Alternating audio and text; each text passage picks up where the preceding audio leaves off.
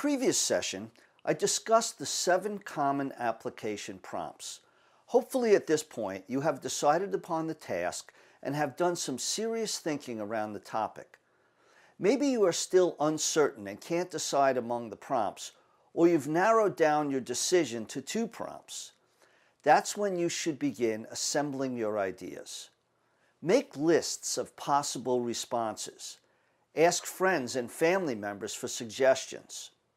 Then consider the topic from which you can get the most traction. Once you have chosen the prompt, brainstorm. Write down everything related to the topic. Don't worry about sentence structure. This is merely a list of ideas, something from which you can draw upon later. As I mentioned in the previous session, you are not relegated to a formal structure like the one you followed in high school literature essays. The college essay is a personal essay. Its structure needs to evolve, so don't feel constrained by the introduction, examples, conclusion template. I like to say that the best way you can tell your story is the best way you can tell your story. In other words, your response should reveal who you are as an individual, not as someone who must fit into a formalized structure. You will be allowed 650 words or fewer for your response, so you must be judicious in your selection of content. But at this point, don't worry about editing. Proofreading and revising can come later. I suggest typing the essay in a word processing program and then pasting the final copy into the application. In that way you can print it out, highlight sections, and make changes. Don't automatically erase and retype. Save different versions. What you excise from one essay may work well in another.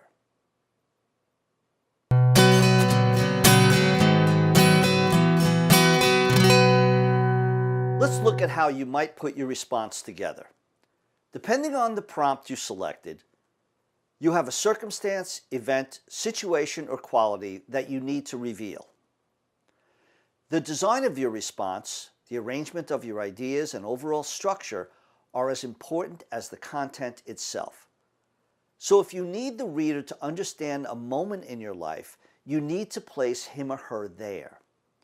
Rather than merely explain it, recreate it. Consider employing a narrative element to open the piece. You may even begin with dialogue that places the reader within the action, as if he or she is watching the event unfold on a screen. Students often begin with too much background information. It might be more effective to have necessary information revealed as the piece unfolds. You want to create a healthy tension for the reader. Open with an intriguing line or scene that captures the reader's attention. Don't make the opening so abstruse that the reader is lost. And in the same way, don't reveal too much too soon so that the reader already predicts how everything will turn out. It's like fishing. If you jerk your line too tightly, you'll pull it away from the fish. If you give the fish too much line, it will swim away with your bait. Either way, you lose. Your opening element should captivate the reader and make him or her want to continue reading with anticipation. You may consider opening your essay with a question.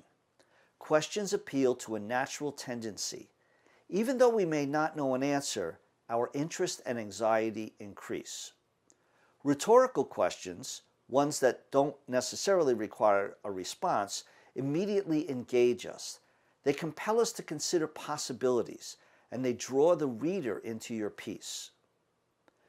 You may want to divide a narrative feature among the entire essay, presenting pieces throughout, eventually arriving at the resolution.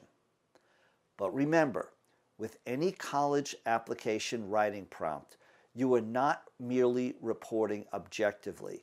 This is a first-person task. You need to present your perspective, interpretation, or reaction. You need to reveal its impact on you. Your reflection needs to surface within the piece. What the paper reveals about you as a young man or woman should be the thrust of the essay.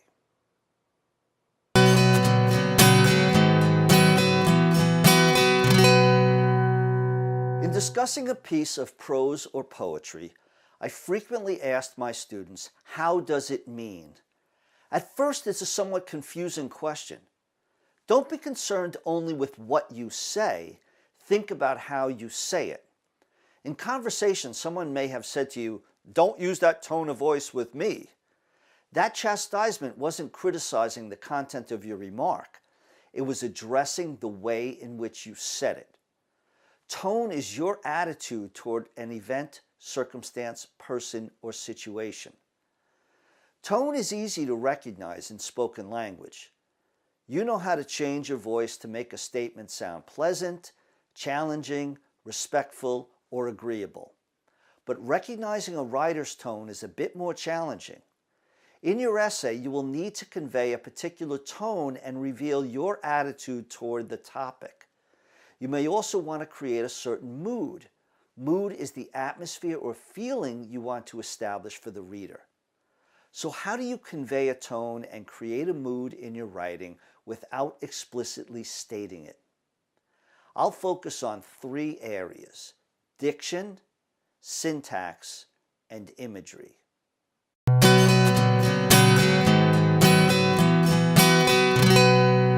Diction in writing pertains to your word choice. There are well over 1 million words in the English language, with new ones being added regularly. And that number may not include all the slang or acronyms we employ on computers or mobile devices. The words you choose to describe an idea can also help convey your feeling about that idea. The words you choose give color to a statement. Here's an example. The individual walked around the building. That statement is essentially neutral. It doesn't convey much emotion about the situation. Notice what happens when I swap out 3 of the words. The stranger prowled around the premises. Stranger, prowled, and premises all add a suspenseful mood to the statement. It also expresses your tone, your attitude of uncertainty or discomfort. Now, rather than describe the event in a neutral way, I used keywords to color the event and express a feeling. Throughout high school, you have undoubtedly studied vocabulary within the context of literature or in isolation on lists. You may have also studied vocabulary in preparing for SATs or ACTs. Make these words part of your personal lexicon. Use them and be comfortable with them. Try to think with them as you write. When you have finished a draft and are ready to revise, approach your essay like a sculpture that needs careful crafting. Highlight words or phrases that are used repeatedly. Look for possible synonyms or alternate expressions. Don't automatically turn to a thesaurus and replace words. Just because a word may share a denotation, its connotation may be quite different. You need to own any word before you use it in your essay. In your stages of revision, focus initially on verbs. A verb is the engine of a sentence. Readers appreciate powerful verbs. A verb is the only part of speech that can stand by itself as a grammatically correct and complete sentence. Think of the commands: stop, run, sit, smile. On your printed copy, highlight verbs that you repeat in the essay and exchange them with more descriptive ones. The verb said is extremely common in student writing that involves conversation. Although now, conversation that describes conversation substitutes it with the verb goes, but that's another topic. The verb said is basically neutral. Think of the way in which the words come out, or the emotions surrounding someone's statement, and try to use verbs that can underscore the meaning.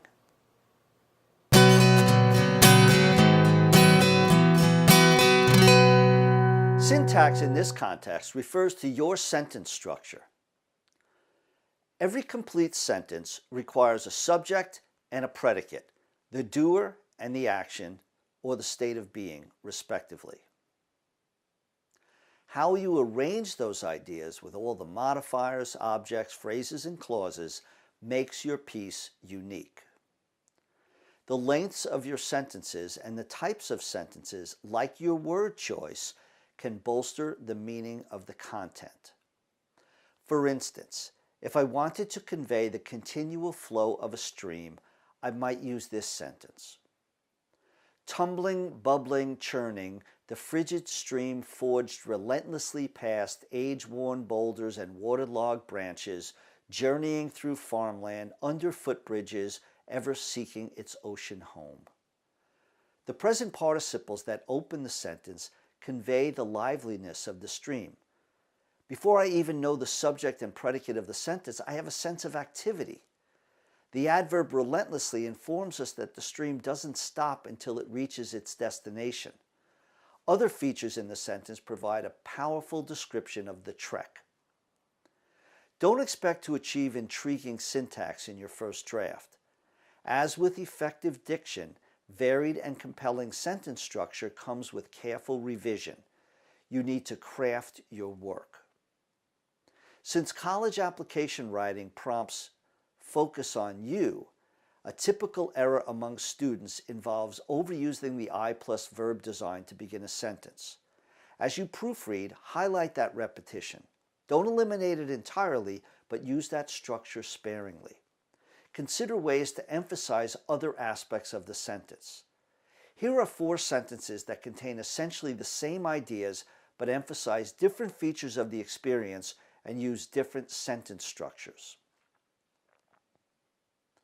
I walked off the crowded bus and headed into the city, which blasted me with its heat and stench. Exiting the crowded bus, I was struck by the city's heat and stench. The crowded bus dumped me into the hot and stinky city. The heat and stench of the city assaulted me, stumbling off the crowded bus. Each of these samples presents the same content with a slightly different emphasis, and only the first one begins with the I plus verb design. The diction is expressive and the syntax is varied. Together, the diction and syntax produce powerful imagery, conveying a tone of revulsion and creating a mood of discomfort.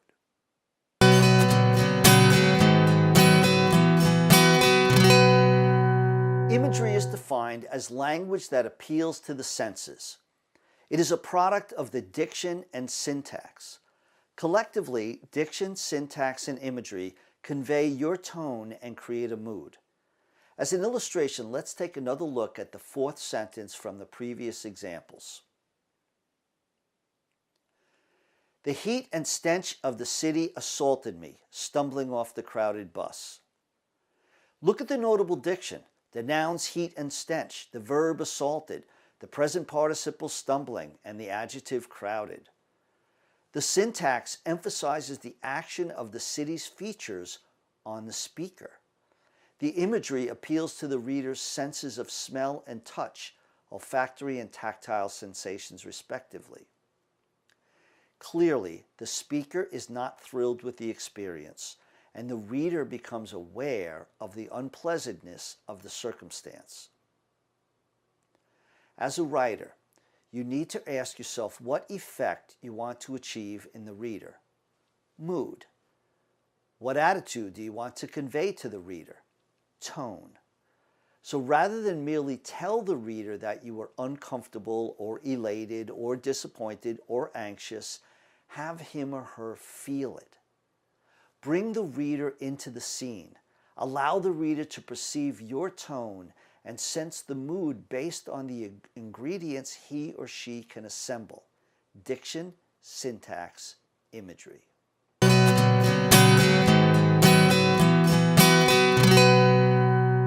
So let's assume that you have a good draft of your essay. You have intriguing organization, powerful diction, and varied syntax. all conveying the appropriate tone and creating the desired mood. But it's too long. You're allowed only 650 words and you've gone over.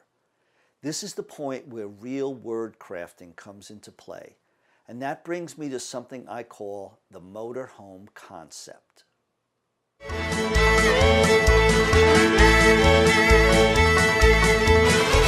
If you've ever been in a motorhome, or at least seen the interior of one, you know that everything needed to live comfortably while on the road is efficiently contained within the vehicle. You can go from point A to point B in an RV that contains a kitchen, bathroom, and sleeping quarters, and there's no wasted space. All the necessary components are strategically engineered and integrated to accommodate your needs and to work seamlessly with one another as you travel. Now consider the analogy of your essay as a motorhome. You are essentially taking the reader on a journey, literally or figuratively, from point A to point B in your life. Your essay needs to accommodate all the important components to fulfill the task. But like the motorhome, you have limited space. As you revise, look for ways to combine sentences, eliminating extraneous language. Are there sentences that repeat ideas? Say it once and say it effectively. Select words that convey action and emotion. Remember that motorhomes don't have vestibules, mud rooms, garages, basements, or attics. Assume the stringent role of editor. Be clear on what you want to achieve and eschew anything that impedes that goal. The motorhome concept can be summarized in 3 words: primacy of space. Now, in discussing student writing and the motorhome concept, I must also mention the swimsuit corollary.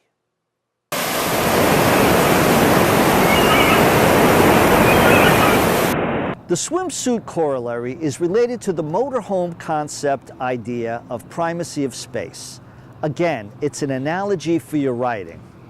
Like a swimsuit, you want your essay short enough to be interesting, but long enough to cover the subject. Not a wetsuit and not a thong. It's too hot out here for me to illustrate that point by wearing a wetsuit. And me in a thong, well, that's probably illegal. So just remember the swimsuit corollary. Short enough to be interesting and long enough to cover the subject. College application writing tasks give you reasonable guidelines for length of the essay. Pick a manageable topic, one with suitable depth, but one that doesn't require too much setup or background.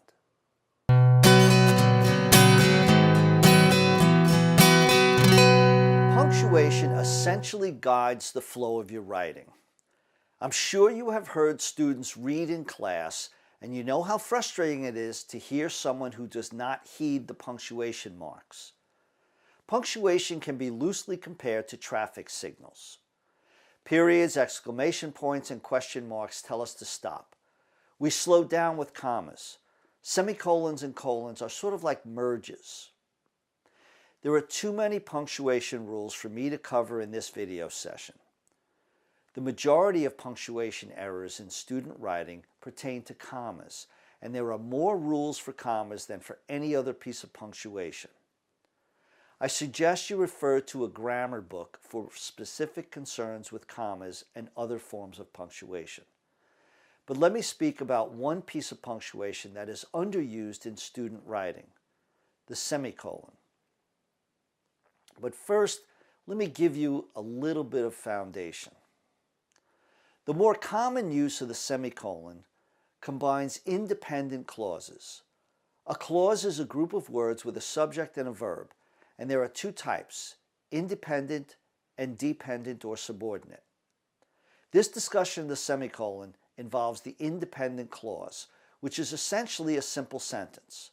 That means it can stand by itself and is not reliant on another construction. I previously mentioned that one way to streamline your writing and improve your style is sentence combining.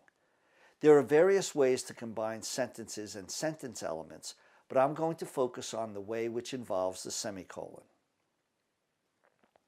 The semicolon allows you to join two related independent clauses. Look at these two sentences.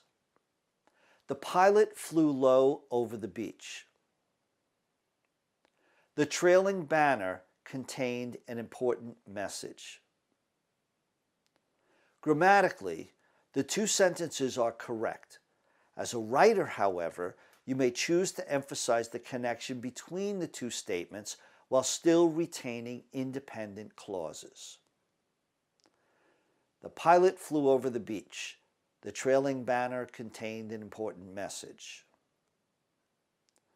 I probably could have used the subordinating conjunction because instead of the semicolon, but that would have created a different dynamic in the sentence, making the second clause subordinate.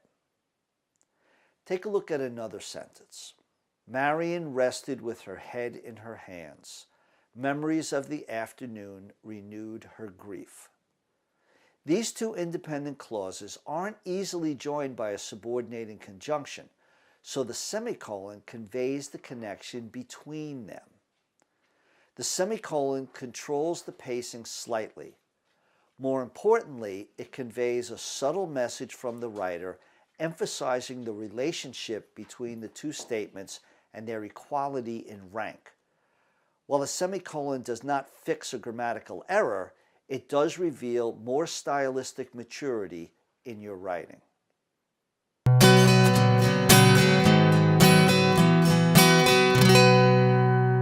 Proofreading and revision are critical for any written document. I religiously proofread and revise all my writing, including email and, much to my kids' frustration, my text messages. For the college essay, I can't emphasize it enough. Read and reread your final copy before pasting it into the application. Print out a copy and have someone else read it carefully. The care you put into this part of the process is a strong reflection of you as an individual. Throughout the writing process, your computer may have assisted you with spell checking. It may have even made corrections automatically. But you know, as with text messaging, the device occasionally makes assumptions and changes that aren't correct. Don't assume that the computer got it right. Check for yourself. This is why I suggest also using a pen or pencil to proofread a hard copy. Your word processor may suggest grammatical revisions. Typically, that involves active and passive voice. Active voice with verbs is most often preferred. Again, check a grammar book for a more detailed explanation. A big issue in student writing involves usage. Many students still have trouble with easily confused words. If you are still uncertain about words like it's, there, and there, look them up. Those errors are glaring. As I have told my students, if in doubt, check it out. Good luck with all your college applications. I hope you are accepted to your top choice school.